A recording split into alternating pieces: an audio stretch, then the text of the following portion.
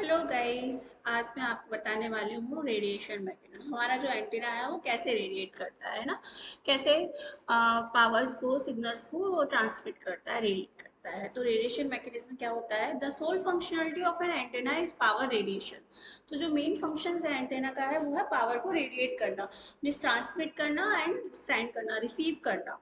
ठीक है। सो antenna whether it transmit और रिसीव और डज बोथ, तो जो एंटेना है वो दोनों ही काम करता है, रिसीव भी करता है एंड देन ट्रांसमिट भी करता है, मीन्स बोथ कम्युनिकेशंस करता है। तो can be connected to the circuit at the station through a transmission line.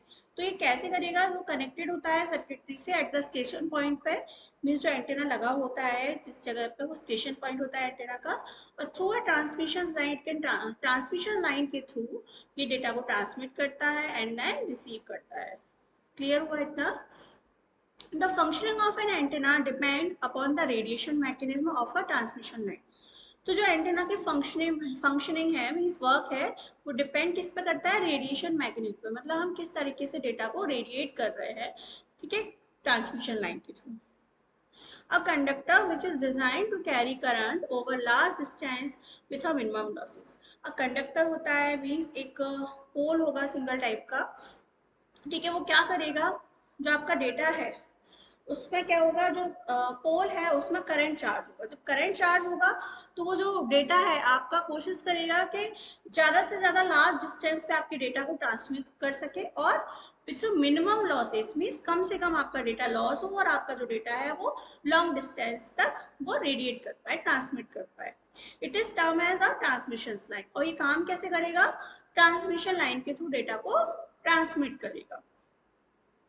For example, a wire which is connected to an antenna, okay, a transmission line conducting current with uniform velocity and the line being a straight one with infinite extent radiate no power, ठीक है।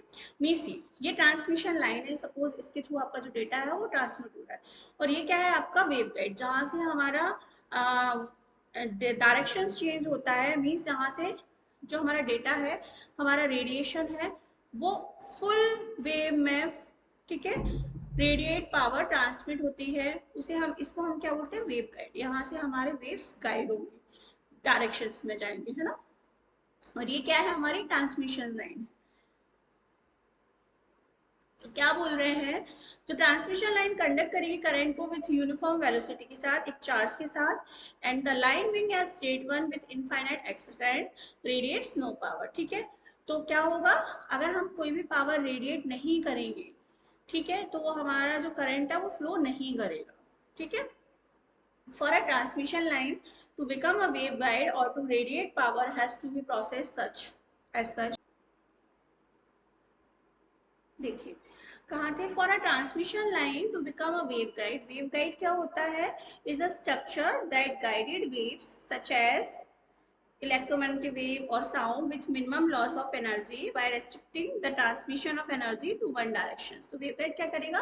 जो हमारे waves हैं, sound wave है, electromagnetic wave है, उन्हें guide करेगा, उन्हें रास्ता दिखाएगा कि किस डायरेक्शंस में हमारे वेव रेडिएट हो, हमारी पावर रेडिएट हो, ठीक है। यूनिफॉर्म वेलोसिटी क्या होती है? एक पर्टिकुलर उस पर स्पीड पे, सपोज फॉर एग्जाम्पल मतलब 10 किलोमीटर पर आवर, जो हमारी कार ड्राइव कर रही है वो 1 घंटे में 10 किलोमीटर पर आवर चल रही है, ठीक है। तो ये क्या है? 10 kilometre per hour velocity, uniform velocity, ठीक है। समझ में आया? तो किस डायरेक्शन पे, 3 गीगाहर्ट्ज पे, 4 गीगाहर्ट्ज पे, मेगाहर्ट्ज पे हमारा जो पावर है वो रेडिएट हो रहा है, तो क्या होगा? हमारा यूनिफॉर्म वेलोसिटी होगा, ठीक है।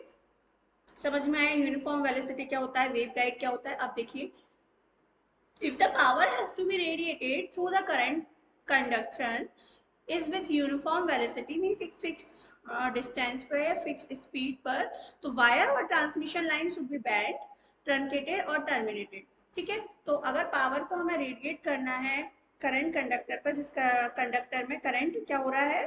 फ्लो हो रहा है, ठीक है। तो और यूनिफॉर्म वेलोसिटी के साथ एक पर्टिकुलर इस स्पीड में, डायरेक्शंस में, ठीक है। तो वायर और transmission line should be band होगा, एक पोजीशंस के बाद ट्रंकेटेड होगा और टर्मिनेटेड होगा, ठीक है। तो if this transmission line has current यदि ट्रांसमिशन लाइन में करंट है विच एक्सलेट और डिसएक्सलेट, मतलब बढ़ेगा, स्पीड को बढ़ाएगा या कम करेगा with a time varying constant, एक पर्टिकुलर टाइम कांस्टेंट के बाद, then it radiate the power even through the wire is straight. ठीक है, तब वो वायर पावर को रेडिएट करेगा जब वायर आपका कैसा हो, स्ट्रेट लाइन में हो। तो द डिवाइस और ट्यूब इफ बेंट और ट्रंकेटेड टू रेडिएट एनर्जी, जब डिवाइस और ट्यूब ट्रंकेटेड होंगे, बेंट होंगे एनर्जी को रेडिएट करने के लिए, जैसे कि ये हमने ट्रंकेट किया है वायर को एनर्जी को रेडिएट करने के लिए। ठीक है, तो क्या होगा, then it is called wave guide. तो ये क्या है हमारा, ये वेव गाइड है, क्योंकि हमने अपनी पावर को रेडिएट करने के लिए क्या किया हुआ है, इसको ट्रंकेट कर दिया कि यहाँ से हमारा जो पावर है वो एक स्पीड में, एक यूनिफॉर्म वेलोसिटी में रेडिएट होगी।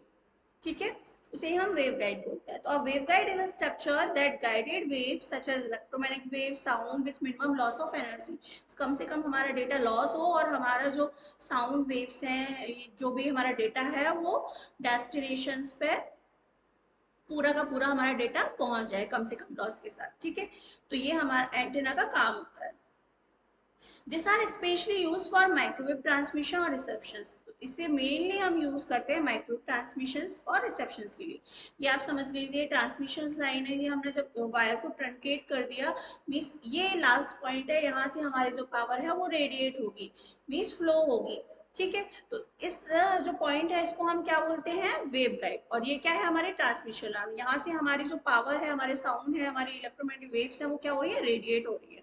ठीक है, तो the above diagram represent a waveguide which act as an antenna. The power from the transmission line travel through the waveguide which has an aperture to radiate the energy. क्या कर रहा है, energy को radiate कर रहा है। अब आ जाइए बेसिक टाइप्स ऑफ एंटेना क्या होते हैं। ठीक है, तो एंटेना में be divided into various type depending upon उसके फिजिकल स्ट्रक्चर के अकॉर्डिंग एंटेना का टाइप, फ्रीक्वेंसी के अकॉर्डिंग एंटेना का टाइप, मोड ऑफ एप्लीकेशंस के अकॉर्डिंग एंटेना का टाइप। तो एंटेना का काम एक ही है, ट्रांसमिशन करना, रिसेप्शन करना, हमारे साउंड वेव्स को इलेक्ट्रोमैग्नेटिक वेव में कन्वर्ट करना, इलेक्ट्रोमैग्नेटिक वेव को हमारे साउंड वेव में कन्वर्ट करना।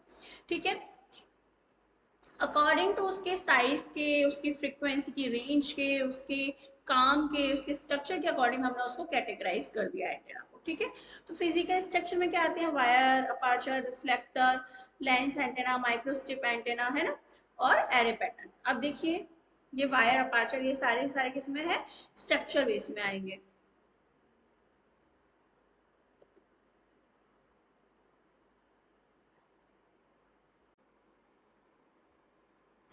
सो अकॉर्डिंग टू फिजिकल स्ट्रक्चर इस टाइप के एंटेना होंगे। ठीक है, रेडिएशन पैटर्न के अकॉर्डिंग एंटेना होंगे, ओमनी डायरेक्शन एंटेना मींस जो सारी की सारी डायरेक्शन में, ऑल डायरेक्शन में रेडिएट करता है पावर को।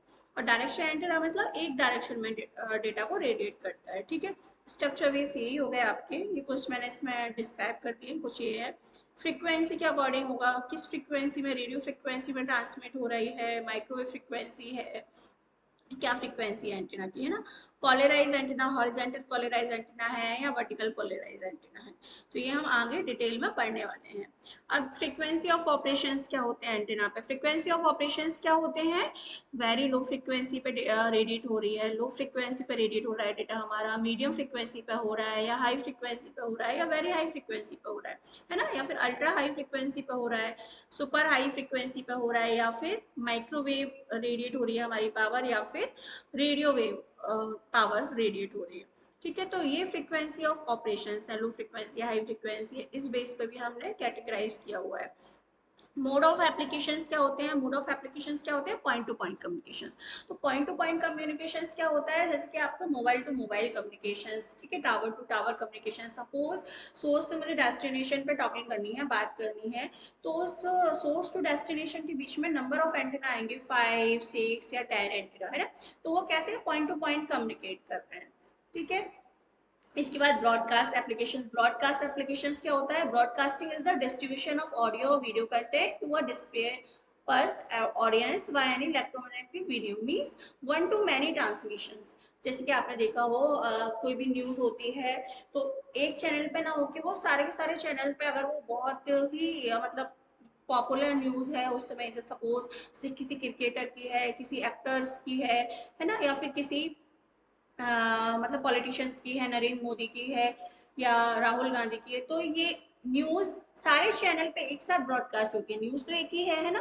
तो ब्रॉडकास्टिंग हम क्या बोलते हैं, वन टू मैनी मोड, मतलब एक मोड से मल्टीपल मोड में डेटा को ट्रांसमिट करना। तो it's just like a agriculture method, जैसे कि sowing seeds in a field by casting them broadly above. ठीक है, सपोज जैसे कि एग्रीकल्चर में होता है, जैसे कि हम खेत में एक बीज डालते हैं और इस एक बीज से 10 या 15 बीज निकल के आ जाते हैं। सपोज मैंने क्या किया, आपने एग्जाम्पल देखा हो कि खेतों में बीज बोए जाते हैं ना, और उससे क्या होते हैं, बहुत सारे पौधे निकलते हैं, पौधों के बाद उसमें फल आते हैं। ठीक है, तो एक सीड से कम 20, 25, 10, 15 इतने हम क्या कर सकते हैं। तो ये क्या है, ब्रॉडकास्टिंग कर रहा है, वन टू मैनी ब्रॉडकास्टिंग हो रही है। तो ब्रॉडकास्टिंग का मीन्स होता है वन टू मैनी मोड में, है ना। रडार कम्युनिकेशंस क्या होता है, रडार कम्युनिकेशंस क्या होता है, मैंने आपको बताया था। रडार क्या करता है, radar is a radio location system that use radio waves to determine the distance, ranging जिसे बोलते हैं या एंगल बोलते हैं। ठीक है, या radial velocity of object relative to the sides. ठीक है, तो रडार क्या बताएगा, आपकी लोकेशंस को बताएगा, ना कि आपकी इमेज या आपकी वीडियो फॉर्म में नहीं दिखाएगा। सिर्फ एक ब्लिंकिंग टाइप पॉइंट दिखाएगा गोल शेप का, कि इस पॉइंट पे अभी आप है, इस लोकेशन पे अभी आप है, जो मोस्टली एयरक्राफ्ट में यूज किया जाता है ना। तो रडार कहाँ कहाँ यूज किया जाता है, ठीक है, एयरक्राफ्ट, शिप्स, स्पेस क्राफ्ट, ठीक है, इन सभी प्लेस पे। तो आपको समझ में आएगा रडार क्या होता है। रडार में और कब कॉइन किया गया था, 1940 में बाय यूएस नेवी के द्वारा। ठीक है, as an acronym for radio detection and ranging. तो ये क्या करता है, रडार आपका रेडियो को डिटेक्ट करता है, रेडियो डिटेक्शन और उसकी रेंजिंग। ठीक है, कि किस डिस्टेंस पे वो पर्टिकुलर डिवाइस है या वो लिमिट है, ये पता करता है। समझ में आया। सैटेलाइट कम्युनिकेशंस क्या होता है, satellite communication is transporting information from one place to another place using a communication satellite in orbit around the earth, like telephone, radio, television, internet, military applications use satellite communication। तो satellite और radar में difference क्या है, radar क्या बताएगा, सिर्फ blinking form में आपकी पोजीशंस बताएगा, और सैटेलाइट क्या बताएगा, आपकी इमेज और आपके वीडियो फॉर्म में आपकी पूरी पिक्चर दिखाएगा, आप उस प्लेस पे क्या कर रहे हैं। जैसे कि मैं आपको एक एग्जांपल दूं, आपने मूवी देखी होगी परमाणु, है ना। उसमें क्या था, वो सैटेलाइट के थ्रू ट्रैक कर रहे थे कि वो जो इम्प्लीमेंट कर रहे थे उसको। आपने देखा था वो 11 दिन की अटल बिहारी वाजपेयी की क्या बनी हुई थी, और उस समय सरकार बनी हुई थी और वो इम्प्लीमेंट कर रहे थे। ठीक है, तो उस समय क्या होता, वो सैटेलाइट के थ्रू ट्रैक कर रहे थे उस समय पर। ठीक है, तो सैटेलाइट के थ्रू आपकी पर्टिकुलर इमेजेस, फोटोज, ये सारी चीजें दिखेंगी उस प्लेस पे, और रडार के थ्रू आपकी सिर्फ ब्लिंकिंग पोजीशंस दिखेगी। तो वो जो मोबाइल है आपकी या कोई भी डिवाइस है या आपका कोई भी व्हीकल है, उसको हम रडार के थ्रू ट्रेस कर सकते हैं कि इस पोजीशंस पे है। ठीक है, और सैटेलाइट के थ्रू आप उसको देख सकते हो कि वो बंदा उस प्लेस पे क्या कर रहा है, उसको इमेज फॉर्म में आप देख सकते हो। समझ में आया सैटेलाइट एंड रडार कम्युनिकेशंस क्या होता है, और आगे हम अभी डिटेल में पढ़ेंगे। अब एंटेना थ्योरी क्या होती है, ठीक है, एंटेना थ्योरी क्या होती है, the basic communication parameter are discuss in this chapter. Antenna theory में बेसिक पैरामीटर्स हम डिस्कस करने वाले हैं, जो एंटेना के मेन पॉइंट्स है, मेन पैरामीटर्स है ना।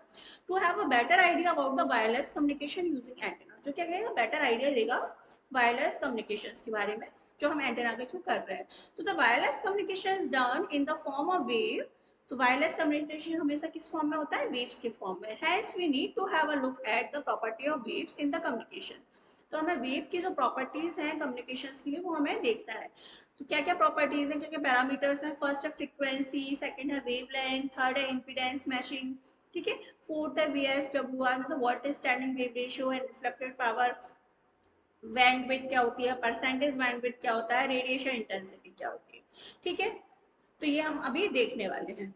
फ्रीक्वेंसी क्या होती है, फ्रीक्वेंसी इज द रेट और एट विच करंट चेंजेस डायरेक्शन पर सेकंड, मींस किस रेट पे आपका करंट पर सेकंड में ट्रांसफर हो रहा है। ठीक है, मींस इट इज मेजर, हम फ्रीक्वेंसी को हमेशा मेजर किस में करते हैं, हर्ट्ज में करते हैं, means number of cycle per second. ठीक है, so according to the standard definitions, the rate of repetition of a wave over a particular period of time is called as frequency. Means wave कितने number of time, एक second में कितने number of bar repeat हो रही है, उसको ही हम क्या बोलेंगे, frequency बोलेंगे। ठीक है, simply frequency refer to the process of how often an event occur. Frequency क्या रेफर करती है कि कैसे इवेंट अकर होगा। Periodic wave repeat itself after every T second, मतलब एक सेकेंड में कितनी नंबर ऑफ फ्रीक्वेंसी, कितने नंबर ऑफ वेव्स जनरेट हो रहे हैं। ठीक है, क्या होते हैं देखिए, ये जो है कितने नंबर ऑफ फ्रीक्वेंसी जनरेट हो रही है, तो ये कितने नंबर ऑफ फ्रीक्वेंसी जनरेट हो रही है, 2। ठीक है, ये होता है हाई वोल्टेज, ये होता है लो वोल्टेज। ठीक है, यहाँ पे होता है 0। तो ये आपका क्या है, और ये इन दोनों के जो बीच के डिस्टेंस होती है इसको हम बोलते हैं वेवलेंथ, जो मैं भी आपको आगे पढ़ाने वाली हूँ। ठीक है, तो फ्रीक्वेंसी मीन्स कितने number of periodic wave is nothing but the repeat reciprocal of time period, means एक सेकेंड में कितने नंबर ऑफ साइकिल कंप्लीट हो रही है, तो कितने हो रहे हैं ये, 2। ठीक है, तो फ्रीक्वेंसी क्या है, frequency is the rate at which the current directions, current changes direction पर सेकंड, मींस करंट चेंज एक सेकंड में कितना सेंड कर रहे हैं, कितना। ठीक है, तो इसे हम मेजर किसमें करते हैं, हर्ट्ज में, मींस एक हर्ट्ज में कितने number of cycle per second है। ठीक है, तो an international unit of measure where 1 hertz is equal to 1 cycle per second, means एक सेकंड में कितने नंबर ऑफ साइकिल्स कंप्लीट कर रहे हैं, तो वो हमारी क्या होगी, फ्रीक्वेंसी होगी। ठीक है, अब इसको फॉर्मूलाज देख लीजिए। ठीक है, क्या होता है मैथमेटिकली कैसे लिखेंगे हम इसको, फ्रीक्वेंसी इक्वल टू 1t। ठीक है, where F is the frequency of periodic wave, T is the time period at which the wave repeat, कितने किस टाइम के बाद वेव आपकी रिपीट हो रही है। ठीक है, ये देखिए unit of frequency in hertz, हमेशा हम फ्रीक्वेंसी को हर्ट्ज में नापते हैं। ठीक है, the figure given above represent a sine wave which is plotted here for voltage in millivolt, millivolt में है हमारा voltage against time किसमें है, मिली सेकेंड में है। the wave repeat after every 2t, हर 2। तो ये फिगर आपको समझ में आया, तो ये क्या है, number of cycle per second, मतलब एक सेकंड में कितनी फ्रीक्वेंसी है, जितनी नंबर ऑफ साइकिल्स होंगे। ठीक है, इतना समझ आया आप सभी को।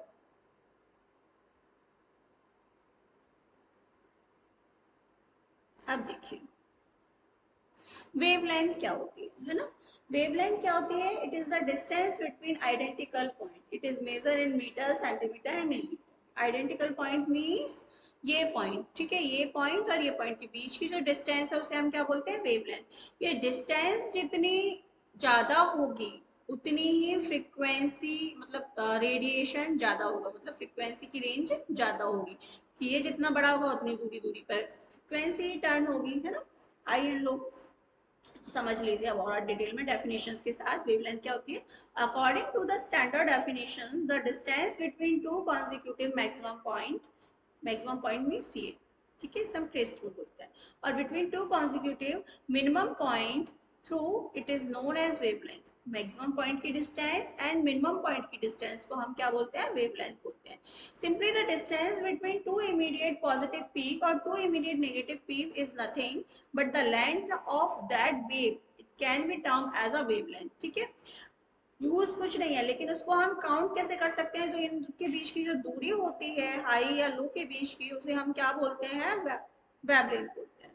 The following figure show a periodic waveform. The wavelength lambda and amplitude are dotted in the figure. The higher the frequency, the lesser will be the wavelength and vice versa. ठीक है, तो ये हमारी क्या होगी, जो दो पॉइंट के बीच की डिस्टेंस है, इसे ही हम क्या बोलते हैं, वेवलेंथ बोलते हैं। अब आ जाइए इम्पीडेंस मैचिंग। इम्पीडेंस मैचिंग क्या होती है, इन electronic impedance matching is the practice of designing और एडजस्टिंग द इनपुट इम्पीडेंस और output impedance of an electrical device for a desire value. तो इम्पीडेंस मैचिंग में क्या होगा, इनपुट और आउटपुट जो हम पावर रेडिएट कर रहे हैं, ट्रांसमिट रिसीव कर रहे हैं, वो क्या होनी चाहिए, मैच करनी चाहिए। अगर मैच नहीं होगी तो क्या होगा, हमारा डेटा लॉस होगा। इतना समझ में आया आपको। अब डेफिनेशंस देख लीजिए। According to the standard definitions, the approximate value of impedance of a transmitter when equal to the approximate value of the impedance of a receiver, means transmitter और receiver दोनों की वैल्यू क्या होना चाहिए, अगर मैच है तो उसे हम क्या बोलते हैं, इम्पीडेंस मैचिंग बोलते हैं। Impedance matching is necessary between the antenna and the circuitry, matching जरूरी है। क्यों? एंटेना और सर्किट के बीच में, क्योंकि जो हमारा डेटा ट्रांसफर हो रहा है अगर वो सेम मैच का होगा तो फिर वो कम लॉस में डेटा सेंड हो जाएगा, है ना। अगर डिफरेंट होगा तो डेटा लॉस होने के चांसेस हमारे बढ़ जाते हैं। तो the impedance of an antenna, the transmission line and the circuit should match so that maximum power transfer take place between the antenna and the receiver और द ट्रांसमीटर। ठीक है, तो अगर इम्पिडेंस पावर हमारी मैक्सिमम ज्यादा से ज्यादा match करेगी तो क्या होगा, ज्यादा से ज्यादा हमारा डेटा कम से कम लॉस के साथ हमारे पास पहुंच जाएगा जल्दी। ठीक है, तो सपोज मैं एक एग्जांपल सिंपल सा आपको देती हूँ। जैसे कि मैं एक रूम में हूँ और मैं बात कर रही हूँ, तो मुझे अपने मतलब ट्रांसमिट करना और रिसीव करने में कोई प्रॉब्लम नहीं हो रही। लेकिन मैं बात किसी रूम से कर रही हूँ और रिसीव करने उसे दूसरे रूम में जा रही हूँ, तो क्या होगा, थोड़ा सा मेरा डेटा लॉस होगा, क्योंकि मैंने सेंड अलग इसमें किया था और रिसीव किसी अलग रूम में कर दी। तो इसी तरीके से जिस वे में, जिस स्ट्रक्चर में आपने ट्रांसमिट किया था, हॉरिजॉन्टल पोलराइज एंटेना है या वर्टिकल पोलराइज एंटेना है, तो रिसीविंग एंटेना भी अगर हॉरिजॉन्टल ट्रांसमिटिंग एंटेना अगर हॉरिजॉन्टल पोलराइज है तो रिसीविंग एंटेना भी क्या होना चाहिए, हॉरिजॉन्टल पोलराइज होना चाहिए। ठीक है, या फिर ट्रांसमिटिंग एंटीना वर्टिकल पोलराइज है तो रिसीविंग एंटीना भी क्या होना चाहिए, वर्टिकल पोलराइज होना चाहिए। तो हमारा क्या होगा, इंपेडेंस मैचिंग होगी और हमारा डेटा लॉस नहीं होगा, हमें पूरा का पूरा डेटा रिसीव होगा। ठीक है, नेसेसिटी ऑफ मैचिंग क्या है, क्यों जरूरी है मैचिंग करना। A resonant device is one which give better output at certain narrow band of frequency। ठीक है, तो डिवाइस एक होती है जो मतलब उस पर्टिकुलर नैरो बैंड पे अच्छी फ्रीक्वेंसी के साथ डेटा को ट्रांसमिट करेगी। तो antenna are such resonant device whose impedance if match deliver a better output. अगर वो डिवाइस आपकी मैच करेगी, सपोज हॉरिजॉन्टल हॉरिजॉन्टल है, वर्टिकल वर्टिकल है, तो आपका जो डिलीवरी करने की जो क्वालिटी है वो बहुत अच्छी होगी, बेटर क्वालिटी होगी ना। The power radiated by an antenna will be effectively radiate if the antenna impedance match the free space impedance। ठीक है, तो अच्छे से रेडिएट होगा अगर वो फ्री स्पेस इम्पिडेंस है, मीन्स सेम मैचिंग है। For a receiver antenna, antenna output impedance should match with the input impedance of the receiver amplifier circuit. तो for a transmitters antenna, antenna input impedance should match with transmitter amplifier output impedance along with the transmission line impedance। ठीक है, तो means कुल मिला के आपका impedance matching क्या होती है, जिस वे में आप ट्रांसमिट कर रहे हैं उसी वे में अगर उसको रिसीव किया जाएगा तो हमारा डेटा कम से कम लॉस होगा, है ना। जैसे कि आपने देखा होगा जब हम अपना मेल करते हैं, कोई भी डेटा मेल पे ट्रांसफर करते हैं, तो थोड़ा बहुत चेंजेस आ जाते हैं उसके वर्जन में। अगर मैं किसी वर्ड की फाइल को भी चेंज कर रही हूँ, मेरे में 2010 है, किसी और के में 2007 है, 11 है, तो वो जो फॉर्मेट है, स्ट्रक्चर है वर्ड फाइल का, वो थोड़ा सा चेंजेस हो जाता है। क्यों? क्योंकि दोनों का सेम वर्जन नहीं है, इसलिए। तो वही हम एंटेना में बोल रहे हैं कि दोनों का अगर सेम होगा तो डेटा हमारा कम से कम लॉस होगा, एज इट इज आएगा।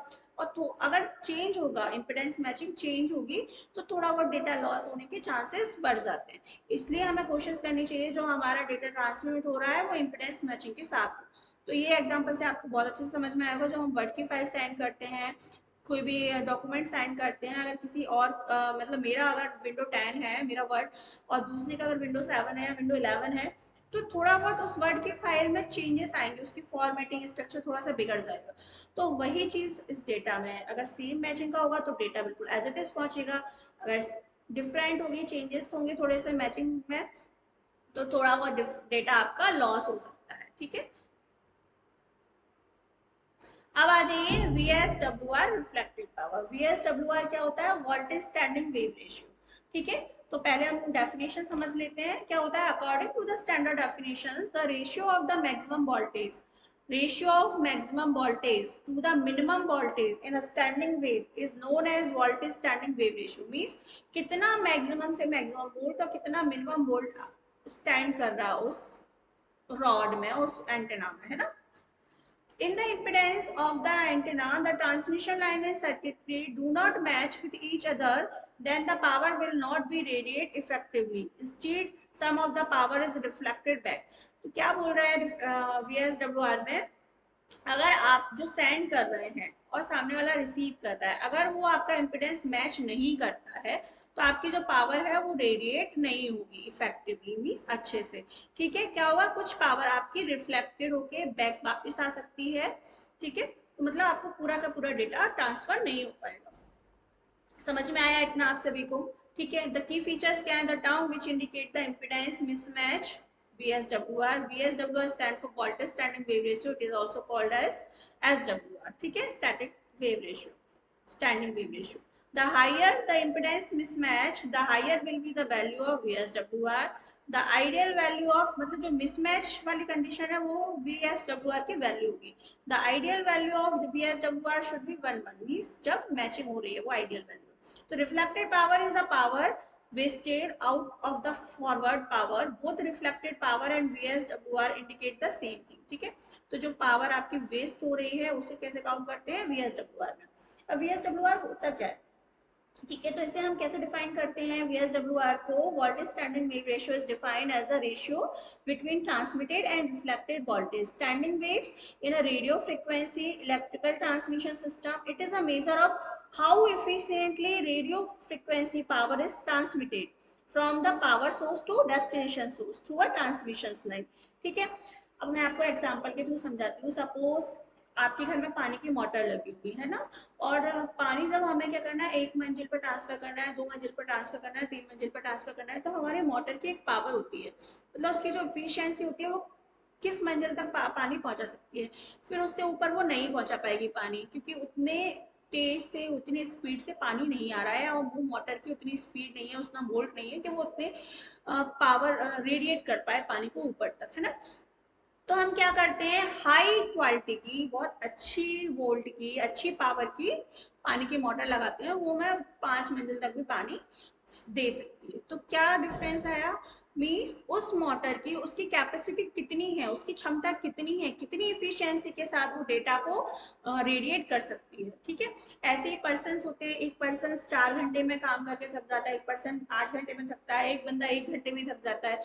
तो आपकी काम करने की क्षमता कितनी है, आप कितने मैक्सिमम पावर देके अपने डेटा को ट्रांसमिट कर सकते हो, मतलब मैक्सिमम वोल्ट के साथ.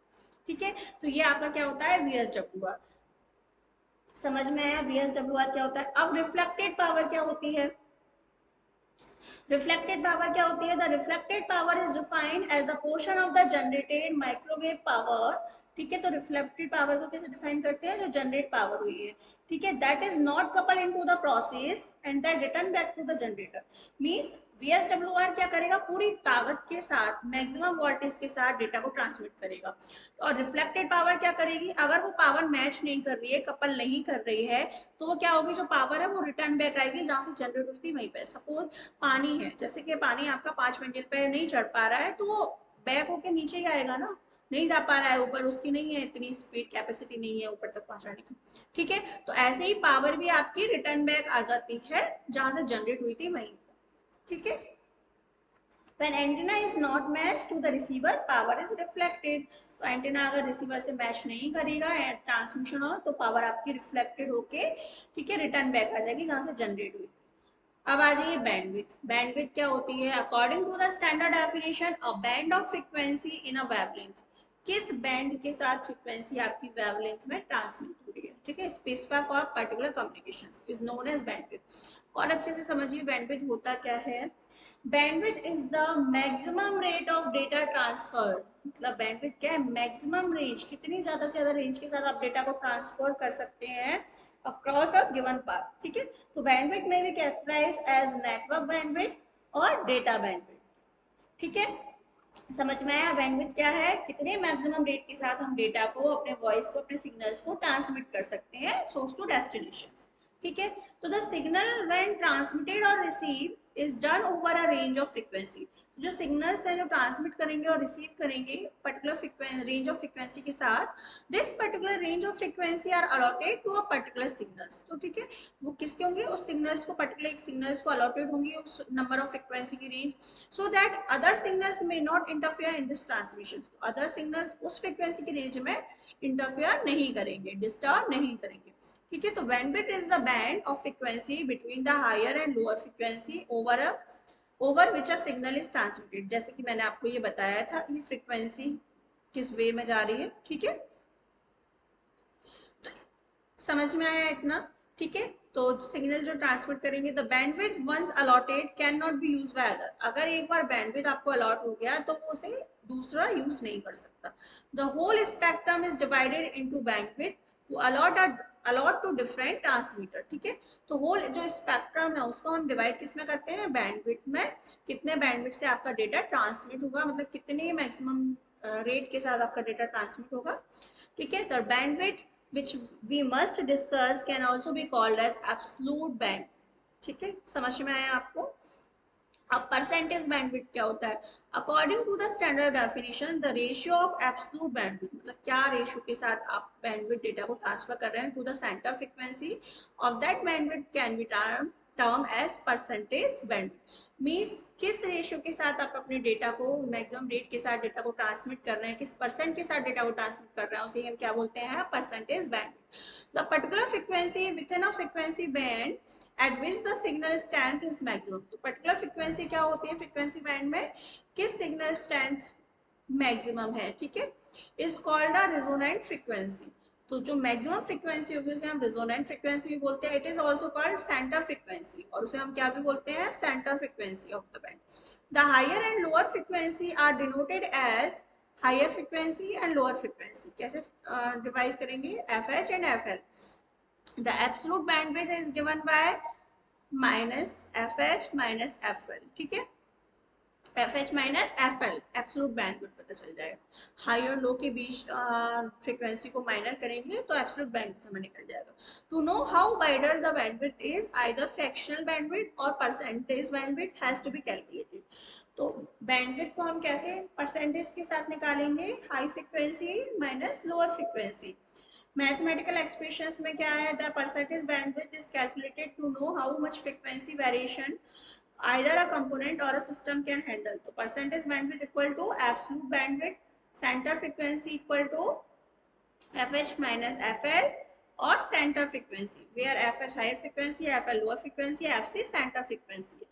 तो percentage कैसे निकालते हैं आप, percentage bandwidth absolute frequency bandwidth, ठीक है, कैसे निकालेंगे, सेंटर फ्रीक्वेंसी और लोअर फ्रीक्वेंसी का मल्टीप्लाई करेंगे और उसे हायर फ्रीक्वेंसी में से माइनस कर देंगे। The higher the percentage bandwidth the wider will be the bandwidth of the channels, ठीक है। तो बैंडविड्थ कैसे निकालेंगे हम, हाई फ्रीक्वेंसी और लो फ्रीक्वेंसी के डिवाइड करके, माइनस करके, सॉरी, ठीक है। अब आ जाइए, रेडिएशन इंटेंसिटी क्या होती है। रेडिएशन इंटेंसिटी क्या होती है, radiation intensity is defined as the power per unit solid end, ठीक है, मीन्स रेडिएशन इमिटेट करेगा from an antenna which is more intense in a particular direction, किसी एक पर्टिकुलर डायरेक्शन में वो ज्यादा इंटेंस करेगा, रेडिएट करेगा, ठीक है।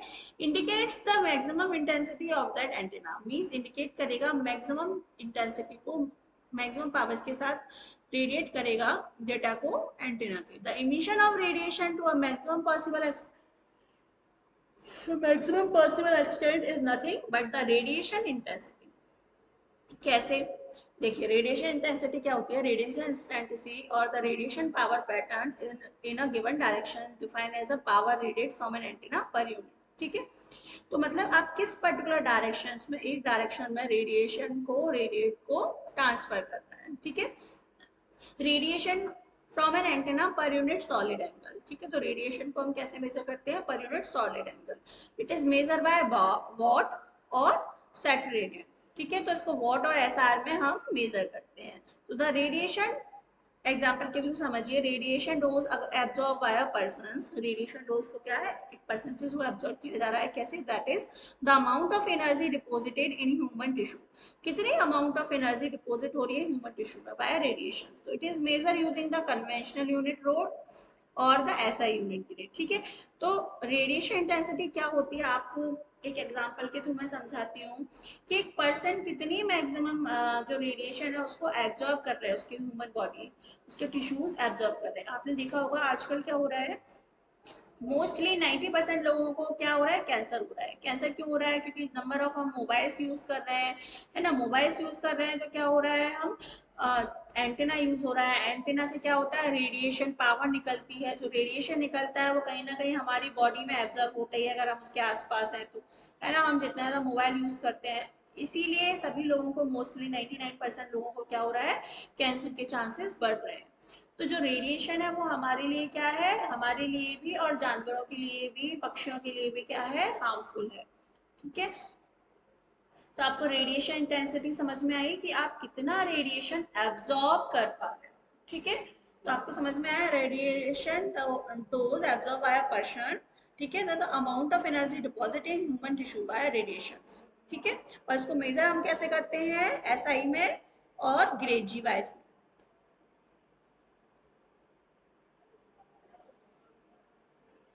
एंटेना थ्योरी पैरामीटर्स, ठीक है, क्या होते हैं।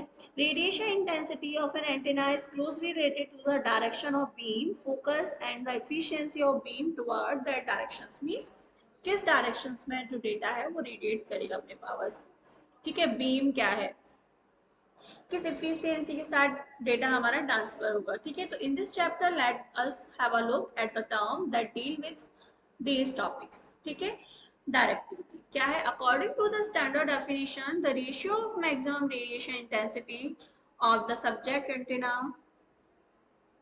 to the radiation intensity of an isotropic or reference antenna, means according to the standard definitions the ratio है maximum radiation intensity का, जो सब्जेक्ट एंटीना है जो रेडिएट करेगा इंटेंसिटी को वो कैसे करेगा, आइसोट्रोपिक और रेफरेंस एंटीना, ठीक है। तो radiating the same total power is called the directivity, मतलब अगर एक ही डायरेक्शन में हम डेटा को ट्रांसफर कर रहे हैं तो उसे हम क्या बोलेंगे, डायरेक्ट एंटीना बोलेंगे, मतलब वो मैक्सिमम पावर एक डायरेक्शन में लगा देगा तो डेटा को ट्रांसफर करने में, ठीक है। तो an antenna radiate power but the direction in which it radiate matter, ठीक है।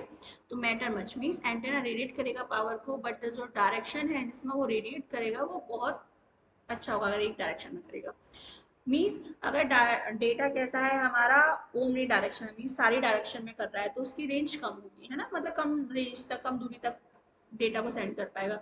बट डायरेक्शनल एंटेना है, मतलब एक ही डायरेक्शन में एंटेना ट्रांसफर कर रहा है तो क्या करेगा वो, देखिए मेरे पास एक फिगर है, कहाँ है फिगर, देखिए ये एक ही डायरेक्शन में कर रहा है तो ये इधर इधर इधर नहीं कर रहा ना, डेटा को रेडिएट क्या कर रहा है, एक ही डायरेक्शन में, तो ये ज्यादा दूरी तक ट्रांसमिट कर पा रहा है, ठीक है। और ये देखिए, ये देख लीजिए, ठीक है, या फिर ये वाला देख लीजिए। तो ये क्या कर रहा है, ये और सारी डायरेक्शन में डेटा को ट्रांसमिट कर रहा है, मतलब इधर भी, तो ये ऊपर और नीचे डेटा को कम ट्रांसमिट कर पा रहा है। तो ये सारी डायरेक्शन में डेटा को ट्रांसमिट कर रहा है, मतलब इसकी रेंज कम है, और जो एक डायरेक्शन में करेगा उसकी रेंज क्या होगी, ज्यादा होगी,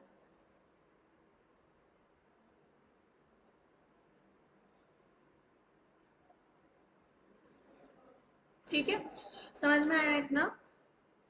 तो कहाँ थे हम, हाँ, an antenna radiate power but the direction in which it radiate matter much, the antenna whose performance is being observe is term as subject antenna, ठीक है।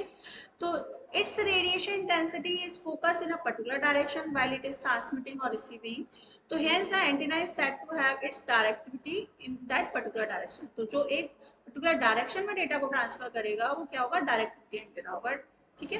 The ratio of radiation intensity in a given direction from an antenna to the radiation intensity average over all direction is termed as direct, ठीक है।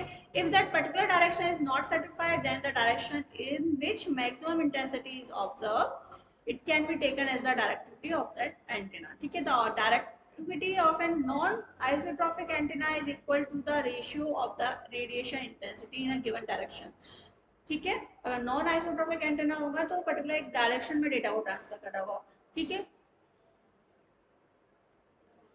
कुल मिला के आपको ये समझना है, ओमनी डायरेक्शन एंटेना है, आइसोट्रोपिक एंटेना मींस वो सारी डायरेक्शन में डेटा को ट्रांसफर करेगा, जब वो सारी डायरेक्शन में डेटा को ट्रांसमिट करेगा तो क्या होगा, उसकी रेंज कम होगी, और जब एक पर्टिकुलर डायरेक्शन में डेटा को ट्रांसफर करेगा तो उसकी रेंज ज्यादा होगी, मतलब वो ज्यादा दूरी तक डेटा को ट्रांसफर कर पाएगा। अब अपर्चर एफिशिएंसी क्या होती है, according to the standard definition aperture efficiency of antenna is the ratio of the effective radiating area, means कितने एरिया को वो इफेक्टिव कर पा रहे हैं through the physical area of aperture, the antenna has an aperture through which the power is radiated, this radiation should be effective with minimum loss, ठीक है। तो ये रेडिएशन में क्या हो, कम से कम लॉस के साथ हम डेटा को ट्रांसफर कर पाए उस फिजिकल एरिया में, तो physical area of aperture should also be taken into consideration as the effectiveness of the radiation depend upon the area of the aperture physically on the antenna, ठीक है, तो antenna के physical structure पे, उसके physical aperture पे depend करेगा वो कितने एरिया तक डेटा को, पावर को रेडिएट कर सकता है। ठीक है, इतना समझ में आया आपको। इफिशियंसी क्या होती है? ठीक है, इफिशियंसी क्या होती है? Efficiency is the measure of how much of the energy put into the antenna actually get radiate into free space rather than lost as heat on the antenna structure.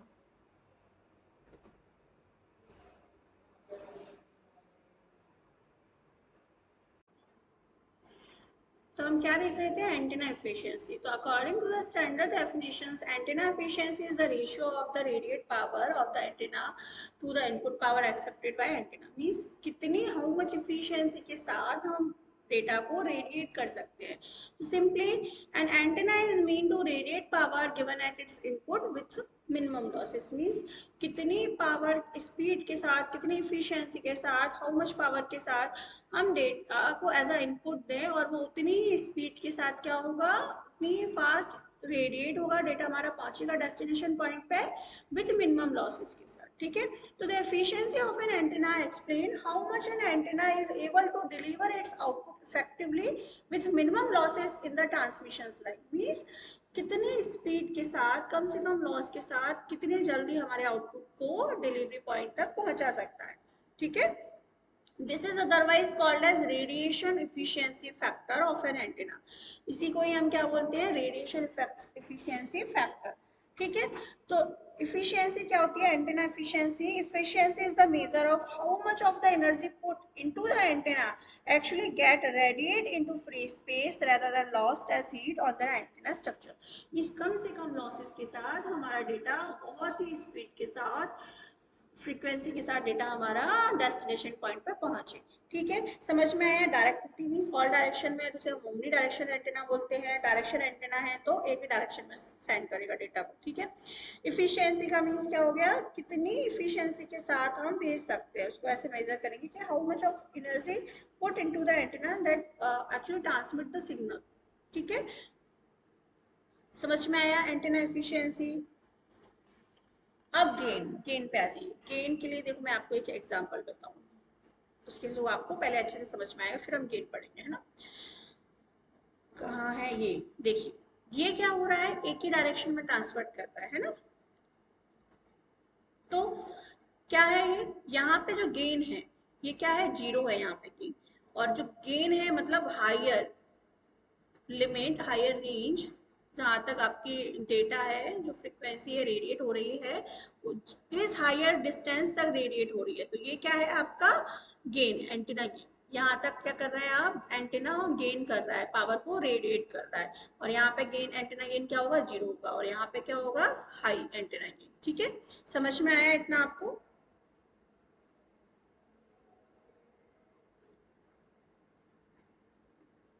ठीक है, तो समझ में आया। हम डेफिनेशन देख लेते हैं। According to the standard definition, gain of an antenna is the ratio of the radiation intensity in a given direction to the radiation intensity that would be obtained if the power accepted by antenna were radiated isotropically। Means जो आप antenna जो radiate कर रहा है power को, ठीक है, तो वो किस रेशियो तक, किस डायरेक्शन में कर रहा है? हो सकता है ओमनी हो, मतलब सारी की सारी डायरेक्शन में हो, तो वहाँ पे एंटीना गेन क्या होगा? और एक ही डायरेक्शन में होगा तो वहाँ पे एंटीना गेन क्या होगा? जो मैंने अभी आपको इमेज से दिखाई थी, उस इमेज से आप समझ जाइए एंटीना गेन क्या होगा, किस रेंज तक, कितनी दूरी तक वो रेडिएट कर रहा है पावर को। ठीक है, simply gain of an antenna takes the directivity of antenna into account along with its effective performance if the power accepted by antenna was radiated isotropically means all direction। isotropic का मतलब, antenna का मतलब क्या होता है? सारी की सारी डायरेक्शन में रेडिएट कर रहा है पावर को। then the radiation intensity we get can be taken as a referential। ठीक है, the term antenna gain describe how much power is transmitted in the direction of peak radiation to that of an isotropic source। ठीक है, एक source से कितनी दूरी तक, direction तक रेडिएट कर रहा है पावर को। Gain is usually measure in dB. ठीक है, किस में करते हैं? डीबी में। Unlike directivity, antenna gain take the losses that occur also into account and hence focus on efficiency. Means unlike directivity, अगर डायरेक्टिविटी नहीं है तो क्या होगा? जो एंटीना गेन है वो क्या करेगा, कुछ ना कुछ लॉस होगा साइड में, डायरेक्शन में, मतलब एक डायरेक्शन में कर रहा है लेकिन सारी की सारी डायरेक्शन में कर रहा है, इसका मतलब डेटा का आपका रेंज का जो गेन है वो कम होगा। That occur also into account and hand focus into the efficiency, और वो फोकस किस पे करेगा, उसकी एफिशिएंसी पे, क्वालिटी पे। ठीक है, अब क्या होता है, यूनिट, यूनिट क्या होती है एंटेना की, डीबी होती है, डीबी।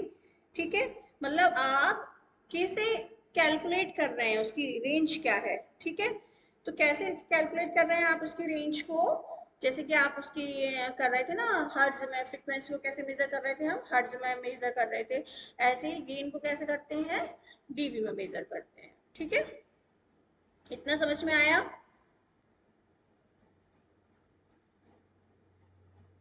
बोलते हैं the unit of gain is क्या है, डेसिबल, और सिंपली डीबी, तो डेसिबल को ही क्या बोलते हैं हम, डीबी बोलते हैं। और ये किसने निकाला था डीबी को, अलेक्जेंडर ग्राम बेल ने, इसलिए बी क्या है इसमें, कैपिटल है। ठीक है, समझ में आया आपको कैसे मैनेज करते हैं गेन को डेसिबल में। ठीक है।